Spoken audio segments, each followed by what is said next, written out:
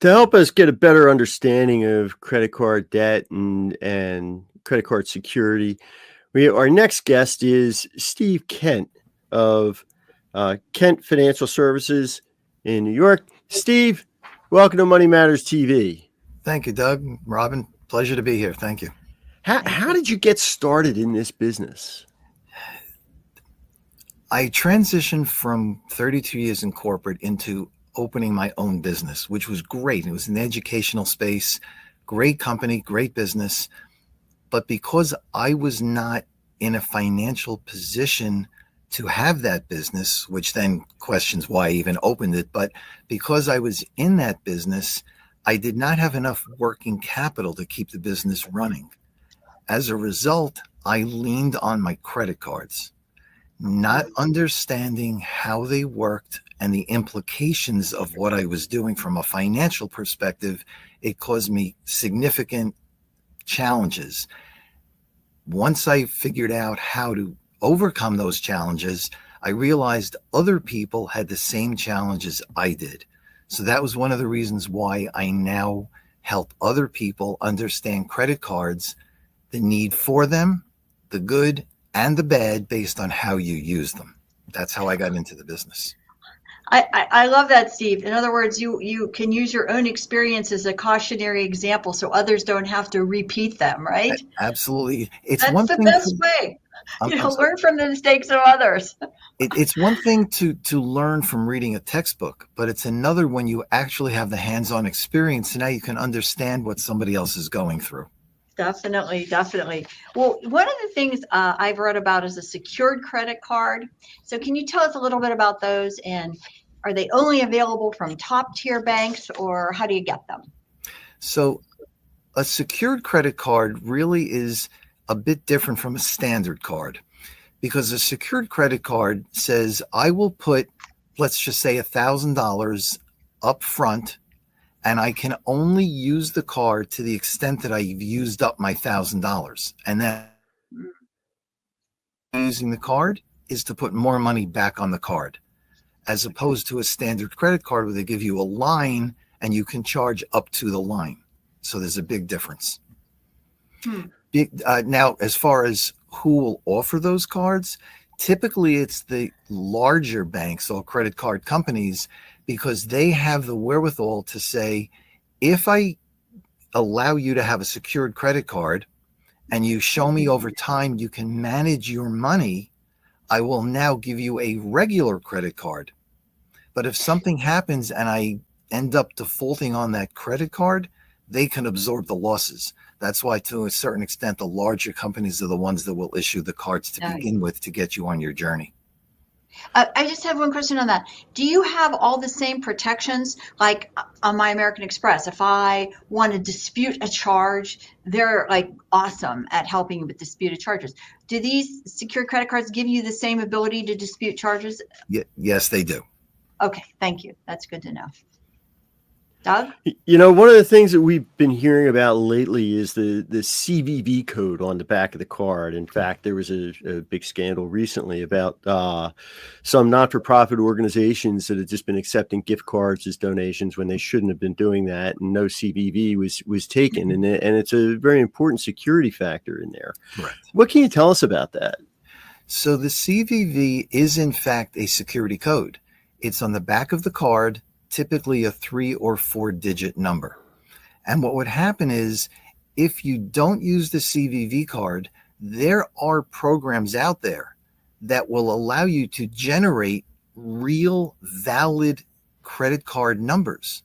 So if you're going to, let's say, for example, the nonprofit, you can use this made up number, which is real, donate to a not-for-profit, but then it's not going to go through the issuing company because there's no security code used. So in that case, is it a real number with a real person behind it, or is it just a made up number? That's why the security code is so important.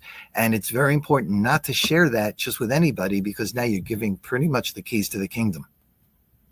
Wow. That's good to know. I didn't know that. Well, as we talk about that, some of us have Amex cards, Visa cards, MasterCards, debit cards. What's the difference? Like, Why should I get a Visa versus a MasterCard, for example, or why use a credit card versus a debit card? So there really is no difference between a MasterCard, a Visa card, a Diners card, an Amex card. There really is no difference. They all market, and it's really who's marketing the best. They offer the same cards, a lot of times the same limits, the same interest rates, the same everything. So there really is no difference. If you're going to use a credit card versus a debit card, the difference is a credit card allows you a line of credit to use, whereas a debit card goes directly against your savings or checking account. So when the money in your savings or checking account is exhausted, you can no longer use that debit card. And don't you, again, back to the whole disputed charges things. If you take it out of a debit card, can you actually dispute the charge, or are you kind of stuck? The merchant has your money and good luck getting it back. Well, you can still dispute it, but you may have to have additional proof. Were you in the store that you said you were using it for? Is that specific item that was charged in your normal buying pattern? So if I'm sitting in New York and somebody somehow gets my debit card number and uses it in Los Angeles, I can say I was never there. So in that respect, it's your buying pattern. So there's a lot of things that come into play. But yes, you still can dispute it. You may not win, I've but you can always dispute been it. told that the credit cards are by far more protective. Debit cards are not protective because the money's immediately gone. And that is not the case in a credit card situation. So, yeah, right. I think there is a little bit of leeway on the debit card. You're correct. The credit cards are more secure. There's larger companies backing it. yeah. But again, the debit card, yes, the money's gone, but can you prove it wasn't you? Yeah. Yeah, And I think and that- there's difference too between Visa cards. They don't all treat you the same. They're not all so good. And But- I didn't mean to interrupt, Doug. Sorry. Yeah. Well, no, and that's a good point. But back to the debit versus credit card. Anytime you go to rent a car, you'll see that they'll just fully disclose. We're going to put a hold on your card for X amount of dollars until you bring the car back, and we confirm that there's no damage. And so that's really there for their protection in the damage waiver. But the problem is, if you use a debit card, even though you're going to be getting that money back, it still reduces your balance, right. your available balance. And that's one of the reasons why I recommend that, if clients are going to do transactions, use a credit card as opposed to a debit card, because until it gets resolved, it's as if those funds have been frozen in your account. Right. You may get them back, but you can't use them right now. So.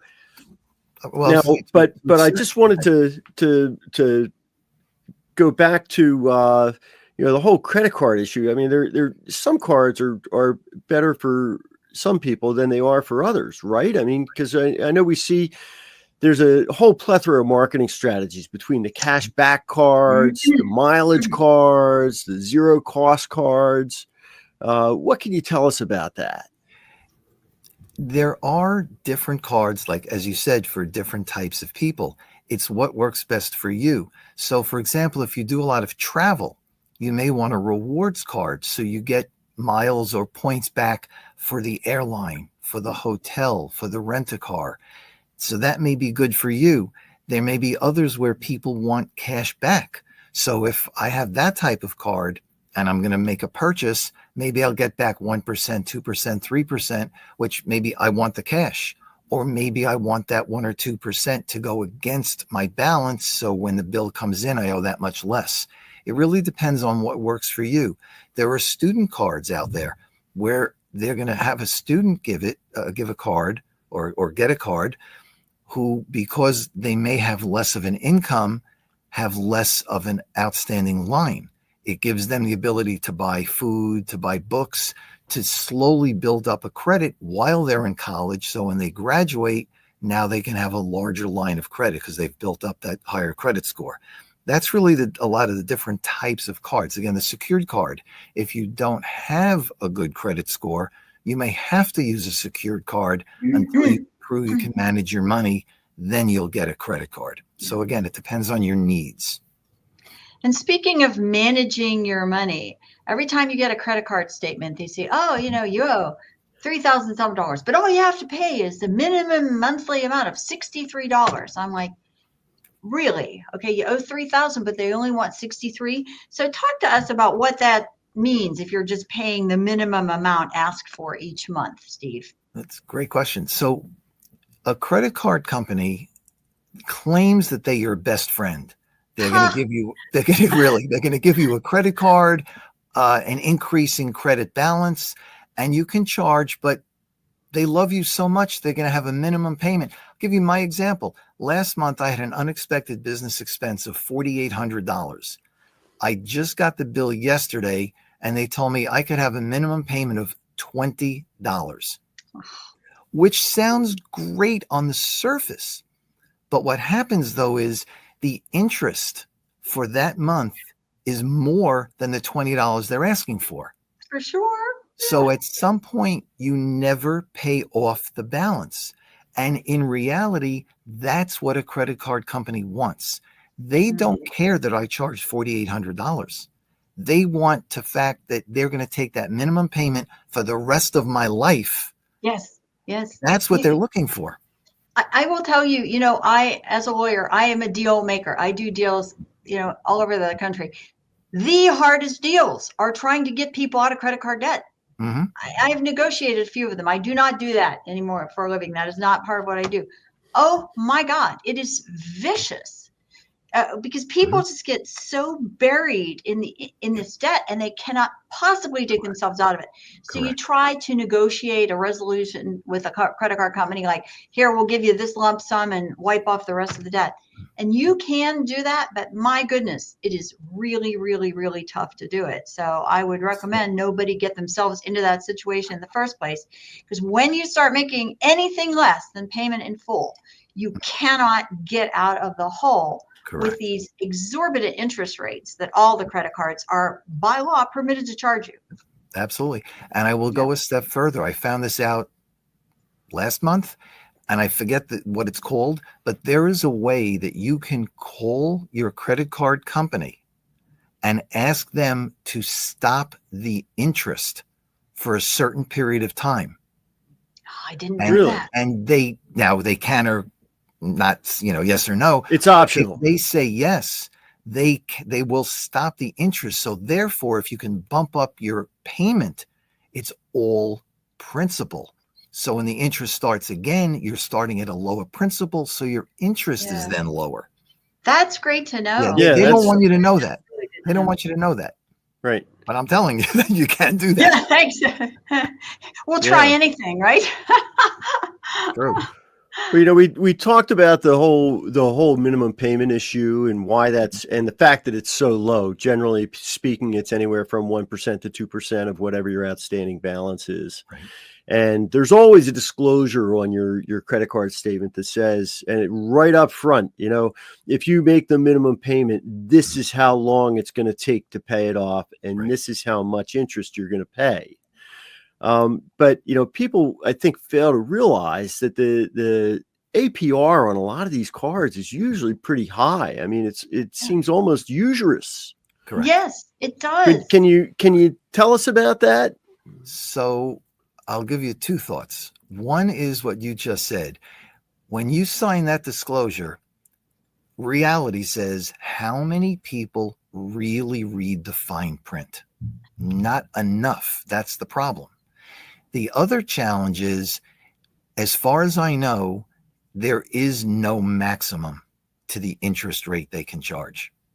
I spoke to somebody last week who just got I won't tell you the name of the department store, but a department store credit card, and their interest rate was 37%.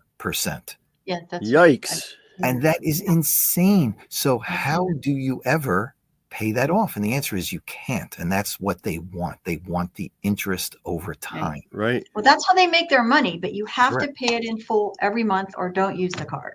That's Correct. my advice to everybody. Correct. Right. Okay. So look, and we're kind of running short on time here. So what if you are having financial challenges? What can be done with your credit card balances if you're having financial challenges? Well, one thing is I would suggest, again, calling up the credit card company and asking to stop the interest for a certain period of time. That will help you bring it down. What Um, reason do you give them? Like, why should they stop that? What would I you say? could say to them, I'm having challenges. I can Yeah. either ask you to write it off, or you can accept payment against principal. In some cases, they're willing to say, you know what, keep the principal, even though it's coming down, because they know once you start paying again, it's going to be minimum payment. They're going to go back to the interest. Yeah. So they don't necessarily want to write it down. The Right. challenge, though, is if you do say, let's write it down, and they do, it impacts your credit scores, which then hurts you longer term. So you're really in a no-win. So the only real way Yeah. to do that, I mean, again, there are multiple ways, but the only real way to do it in your best interest is to somehow find money to start paying it down faster. Exactly. Now, that could be stop using your cards.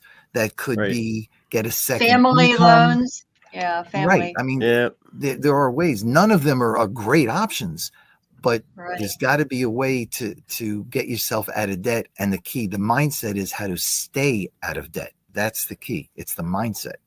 Well, that's all great information. Thank you, Steve, for sharing that. Your insights on debt management for consumers.